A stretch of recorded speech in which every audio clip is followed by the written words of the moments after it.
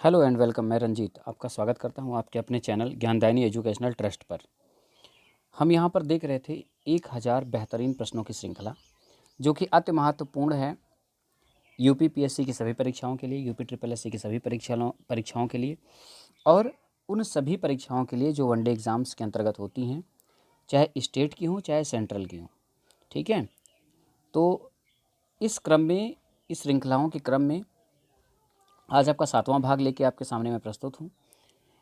मैंने पहले सोचा था कि इनकी व्याख्या नहीं किया करूँगा, सिंपल स्टैटिक क्वेश्चन आपको बताया करूँगा, लेकिन फिर ये बाद में समझ में आया कि व्याख्या करने से काफ़ी कुछ और क्लियर हो जाता है। टाइम भले ही 5 मिनट 10 मिनट एक्स्ट्रा लग जा रहा है, तो इस प्रकार हम चाहते हैं कि आप अधिक से अधिक लाभ उठाएं। और वीडियो अगर आपको पसंद आते हो तो प्लीज़ लाइक करिएगा, अपने मित्रों के बीच में शेयर करिएगा।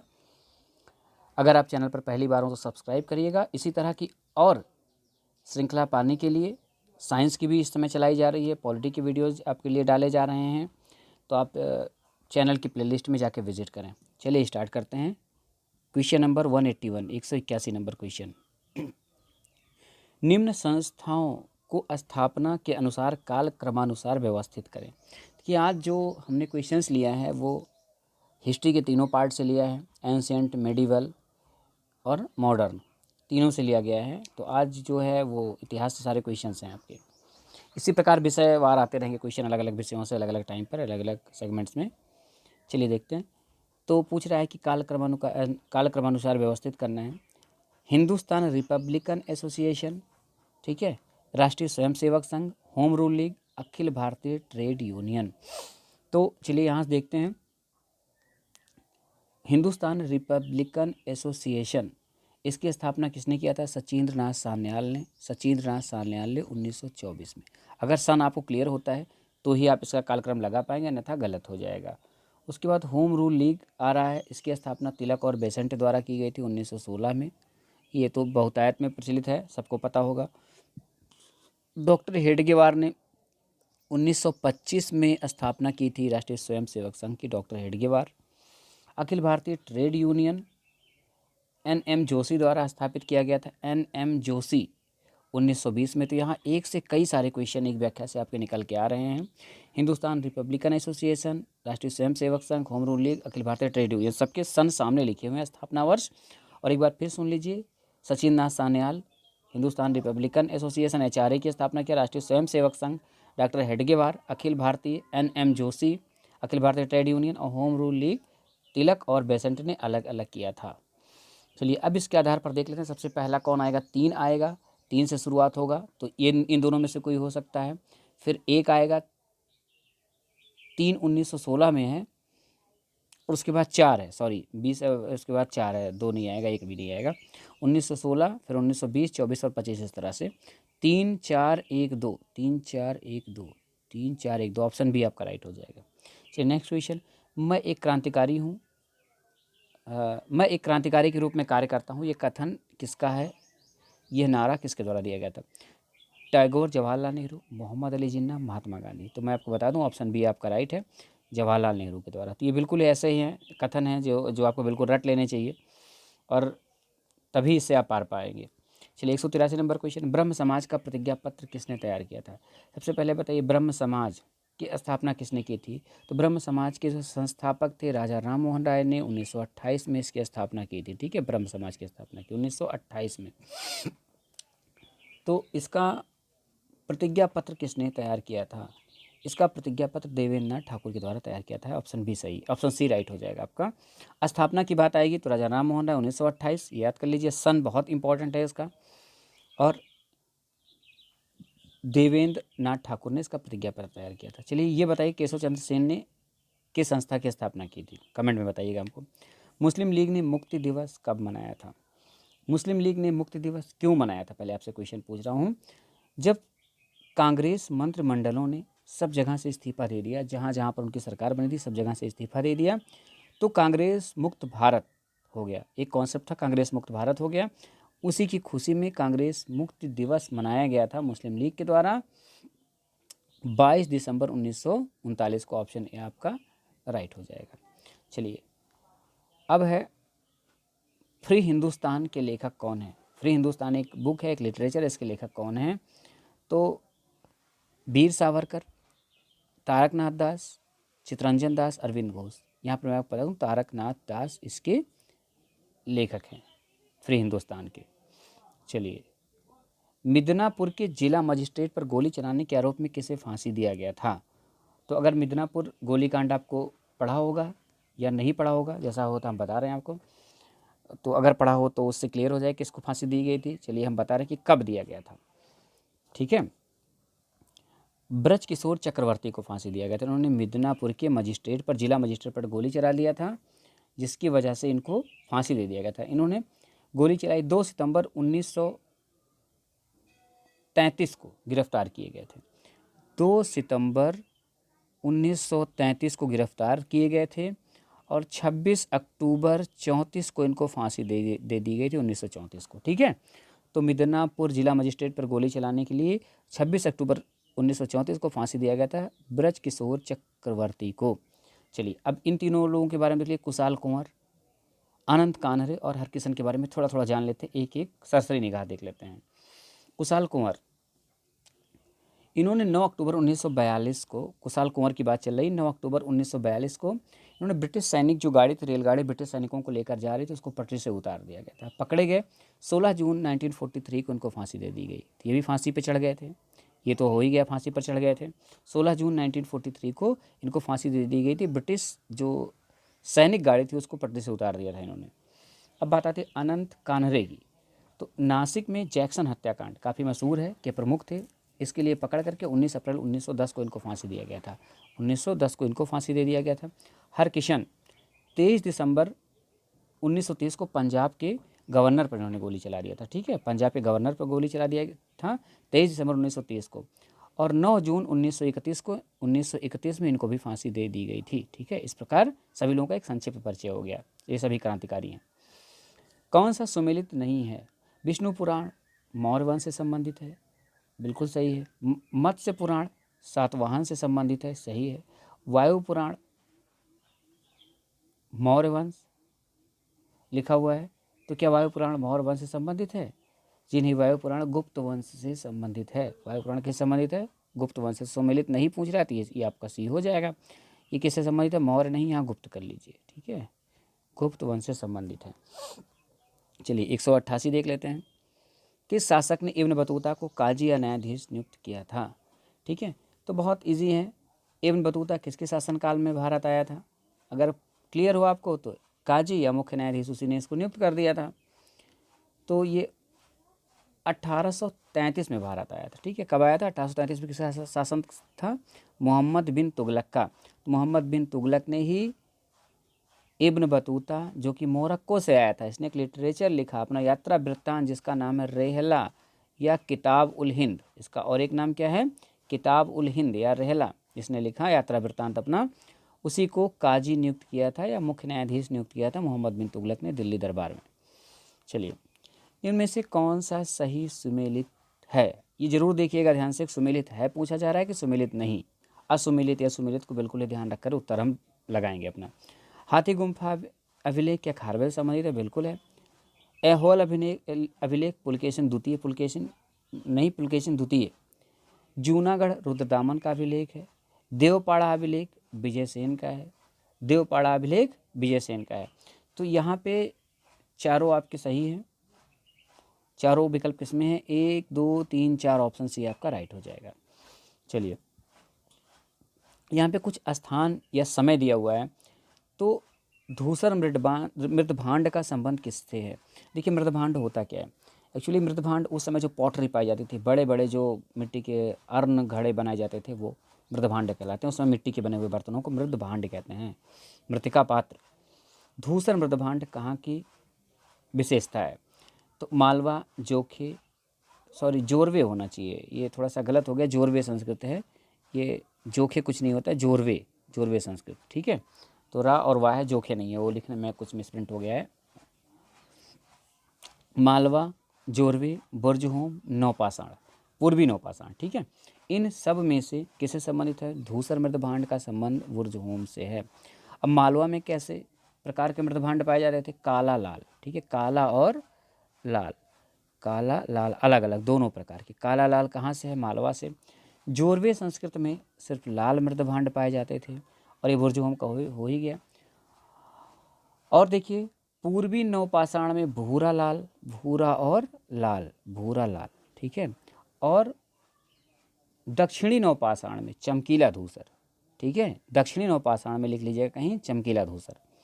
तो इतने सारी मैचिंग्स हो गई। चलिए नेक्स्ट देखते हैं। निम्न में से कौन से स्थल यज्ञदत्त शर्मा द्वारा उत्खनित हैं? देखिए स्थान जो हड़प्पा कालीन थे उनको अलग अलग लोगों के डायरेक्शन में, निर्देशन में उनका उत्खनन किया गया है, ठीक है। तो यहाँ से हम देख लेते हैं कि मिस्टर यज्ञदत्त शर्मा ने किन किन स्थानों को उत्खनित किया था। तो रोपण यज्ञदत्त शर्मा जी द्वारा किया गया था, आलमगीरपुर भी उन्हीं के द्वारा उत्खनित किया गया था। इस प्रकार ए व बी दोनों विकल्प सही हो जाएंगे, अर्थात ऑप्शन सी आपका सही हो जाएगा। 192 क्वेश्चन है, ठीक है। ऋग्वैदिक काल से संबंध क्वेश्चन है आपका। ऋग्वैदिक काल में गोचर भूमिका अधिकारी कौन होता था? गोचर भूमिका अधिकारी कौन होता था, ठीक है। 192 नंबर क्वेश्चन है, गोचर भूमिका अधिकारी कौन? वाजपति, पुरप, अस्पस या फिर उग्र, ठीक है। तो यहाँ हो जाएगा गोचर भूमिका अधिकारी कौन होता था? वाजपति। और पुरप, जो पुरप का अधिकारी होता था उसे दुर्गपति कहते थे। पुरप का अधिकारी क्या कहलाता? दुर्गपति। उल्टा हो गया, सॉरी। पुरप जो होता था दुर्गपति होता था, अर्थात दुर्ग का अधिकारी होता था। दुर्ग का अधिकारी दुर्गपति पुरप कहलाता था। गुप्तचर जो होता था सामान्य जनता के बीच में रहकर गुप्तचर का काम करता था, वो अस्पष्ट कहलाता था। उग्र आजकल की पुलिस अर्थात अपराधियों को पकड़ने का काम कौन कर रहे थे? उग्र करते थे। तो आजकल की पुलिस से उनकी तुलना आप कर सकते हैं ऋग्वेद में, उग्र। तो इस क्वेश्चन का आपका उत्तर ए सही हो जाएगा, वाजपति। गोचर भूमिका अधिकारी वाजपति कहलाता था। चलिए, प्रगति एवं उत्थान के देवता कौन थे? उसी समय पूछ रहा ऋग्वेद में, ऋग्वैदिक काल में प्रगति एवं उत्थान के देवता किसको माना गया था? तो देखिए सबसे पहले तो ये देख लीजिए, देव किसके देवता थे? देव मतलब आकाश के देवता थे। देव आकाश के देवता को कहा जाता था। इंद्र युद्ध के देवता होते थे, युद्ध के देवता होते थे। और वर्षा भी कराते थे, ये युद्ध और वर्षा याद कर लीजिए, वर्षा भी कराते थे।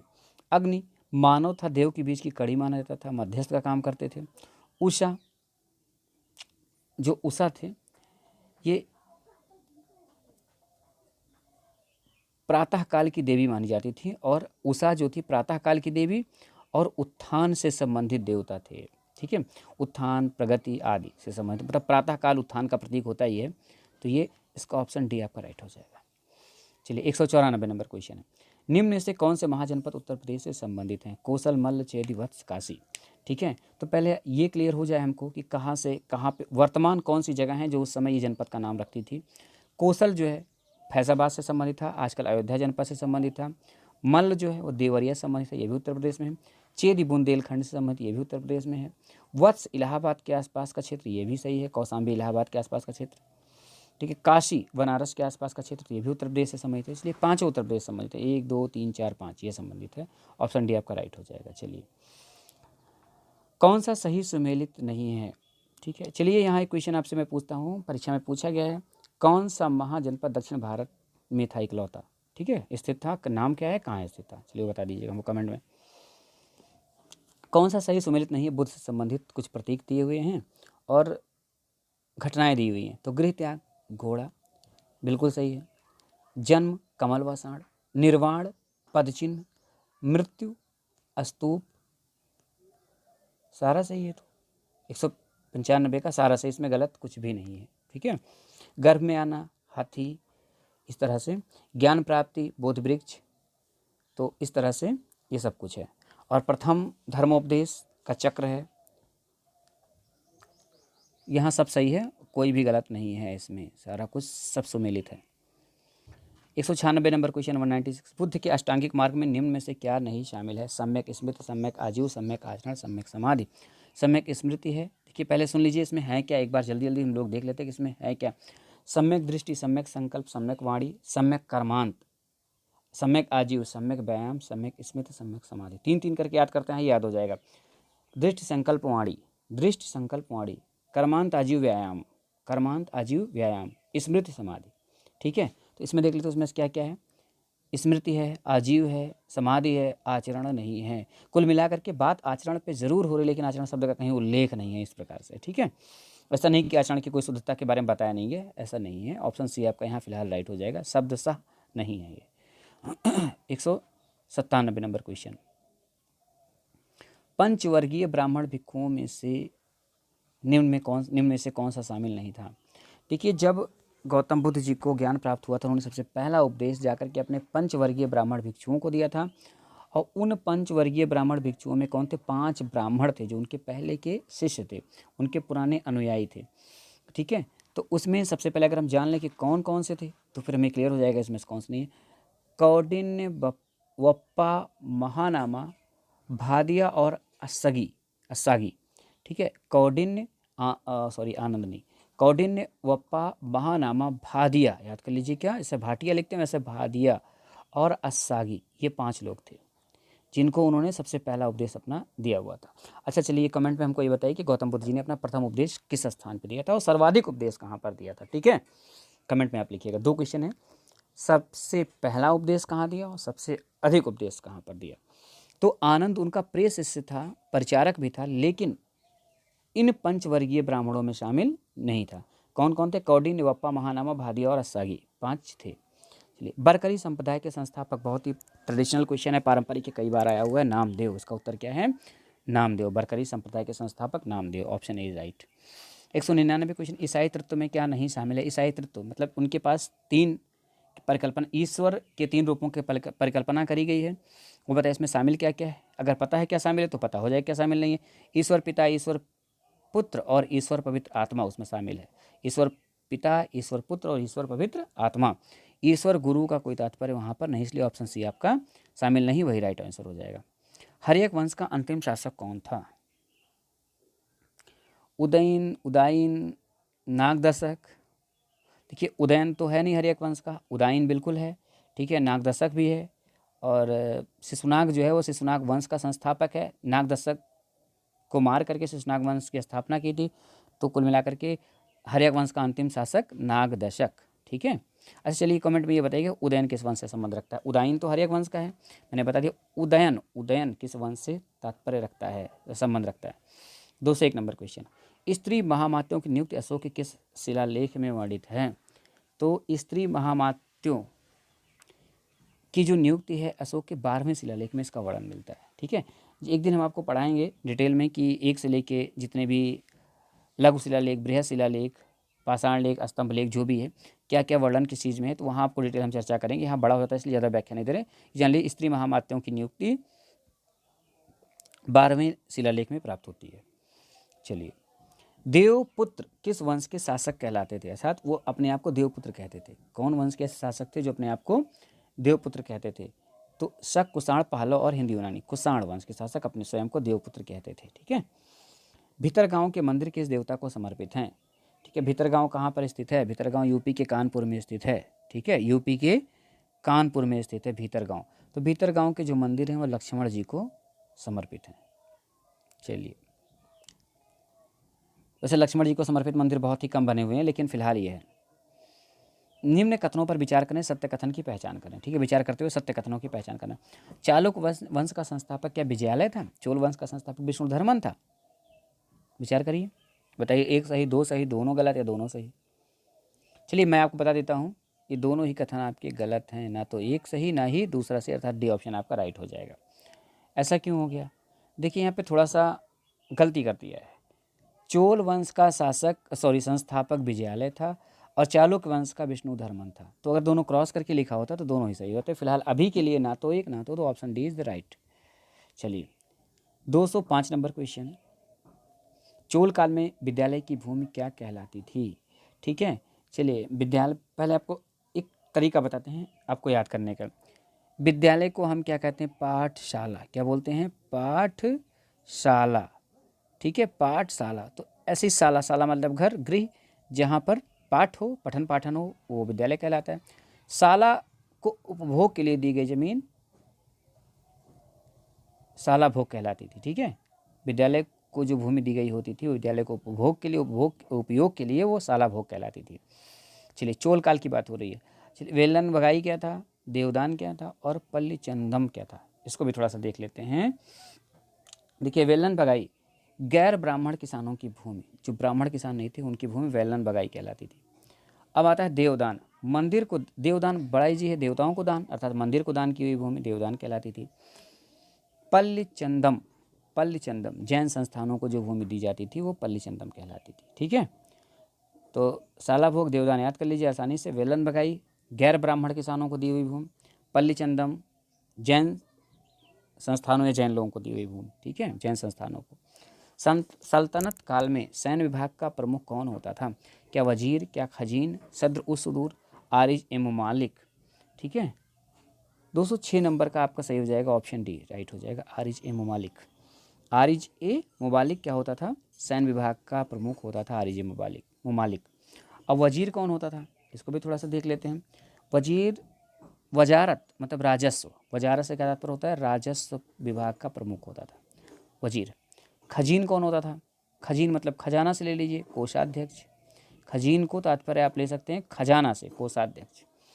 सद्र उस सुदूर धर्म और दान विभाग का प्रमुख, धर्म और दान विभाग का प्रमुख सद्र उस सुदूर कहलाता था सल्तनत। देखिए जो टर्मोलॉजी आती है शब्दकोश ग्लॉसरी से कह सकते हो आप, इनको कई बार पढ़ डालिएगा। ठीक है, हम इसके हर काल के, सल्तनत काल में, आपके गुप्त काल में, मौर्य काल में, मुग़ल काल में, और इससे पहले जब हम चलते हैं प्राचीन काल में, वैदिक काल में, जो शब्दकोश हैं विभिन्न चीज़ों किसको कहते क्या हैं कई बार आएगा।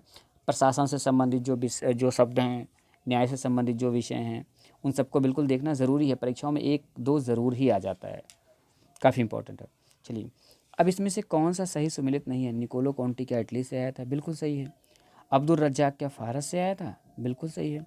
डोमिगोस पायस जो था पुर्तगाल से आया था, ये भी सही है। बारबोसा अरब से आया था? जी ये नहीं सही है। बारबोसा फिर कहाँ से आ गया? बारबोसा भी पुर्तगाल से आ गया था। बारबोसा कहाँ से आ गया?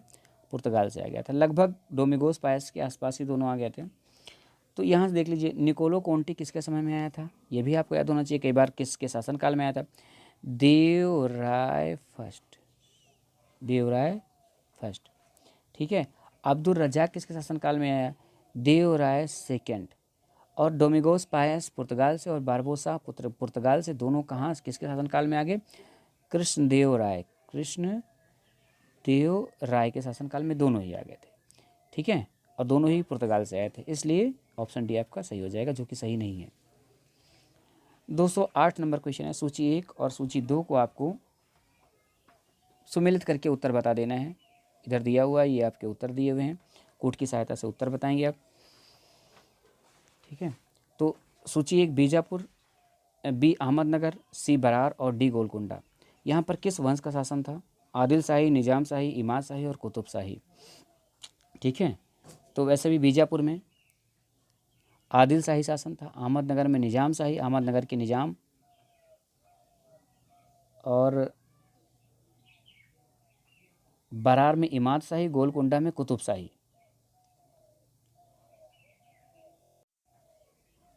और एक स्थान बच रहा है बीदर, जहाँ पर बरीद शाही शासन था। तो ये बिल्कुल सब सुमेलित हैं, तो इसको देख लीजिए 1 2 3 4 जहाँ भी होगा 1 2 3 4 ऑप्शन डी में आपके मिल जा रहा है, डी आपका राइट आंसर हो जाएगा। इसको जान के मैंने सुमेलित करके दिया हो ताकि ज़्यादा कन्फ्यूजन ना क्रिएट हो जाए आपके मन में। चलिए 209 नंबर क्वेश्चन देख लेते हैं। अकबर का अंतिम अभियान कौन सा था? अकबर का अंतिम अभियान दक्षिण भारत में किया गया एक अभियान था, जो यहाँ पर था वर्ष 1601 में किया था। ठीक है, वर्ष 1601 में किया गया उसका कौन सा अभियान? असीरगढ़ का अभियान। उसके लिए वर्ष 1601 में, जो कि अकबर का अंतिम अभियान था दक्षिण भारत में। और डिटेल बाद में देखेंगे, फिलहाल अभी के लिए इतना जान लीजिए।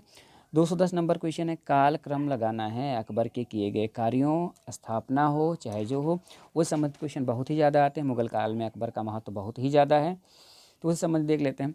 दीन ए इलाही की स्थापना, दीन ए इलाही धर्म की स्थापना कब किया? तीर्थ यात्रा कर की समाप्त कब किया? फतेहपुर सीकरी की स्थापना कब किया? जजिया कर की समाप्ति कब की? ठीक है, तो अगर इनका हम सन आपको बता दें या आपको याद होगा तो हम आसानी से कर पाएंगे। तीर्थ यात्रा कर जो था 1563 में, तीर्थ यात्रा कर की समाप्ति 1563 में। और जजिया कर की समाप्ति कब किया गया था? 1564 में जजिया कर की समाप्ति हुई थी। 1571 में इन्होंने फतेहपुर सीकरी की स्थापना करी थी, ठीक है। और दीन ए इलाही सबसे लास्ट में इन्होंने 1582 में किया था, ठीक है। तो अब देख सकते हैं हम इसमें से क्रम कैसे लगेगा, 2 4 3 1, 2 4 3 1, 2 4 3 1 इस विकल्प मिल रहा है आपको, ऑप्शन बी में मिल जा रहा है, ऑप्शन बी आपका राइट आंसर हो जाएगा। तो इस प्रकार आज का भी ये पार्ट आपका समाप्त होता है। 210 क्वेश्चन आपके पूरे हुए और हम आशा करते हैं आपको काफ़ी अच्छा लगा होगा, आपने बहुत कुछ जाना होगा, नई चीज़ें भी आपको जानने को मिली होंगी। अगर वीडियो आपको पसंद आया हो तो प्लीज़ लाइक करिएगा, अपने दोस्तों के बीच में शेयर करिए। अगर चैनल पर पहली बार हैं तो सब्सक्राइब करिए और पास में बना हुआ बेल का आइकन प्रेस करें ताकि आपको टाइम टू टाइम वीडियोज़ मिलते रहे हमारे द्वारा डाले गए। और चैनल पर और भी प्रकार के अच्छे अच्छे वीडियोज़ हैं, जैसे पॉलिटी आप देख सकते हैं, वहाँ पे जाकर के साइंस की सीरीज़ देख सकते हैं, साइंस के क्वेश्चंस देख सकते हैं रजनीश सर द्वारा चलाए गए। और हाँ, अगर आपको वीडियो नहीं पसंद आए हों तो लास्ट में ज़रूर मैं कहना चाहूँगा हर बार की भांति कि प्लीज़ डिसलाइक करें, और डिसलाइक करने का कारण जाकर के कमेंट सेक्शन में लिखें ताकि हम आपके मनोवांछित सुधार कर सकें। Thank you for watching.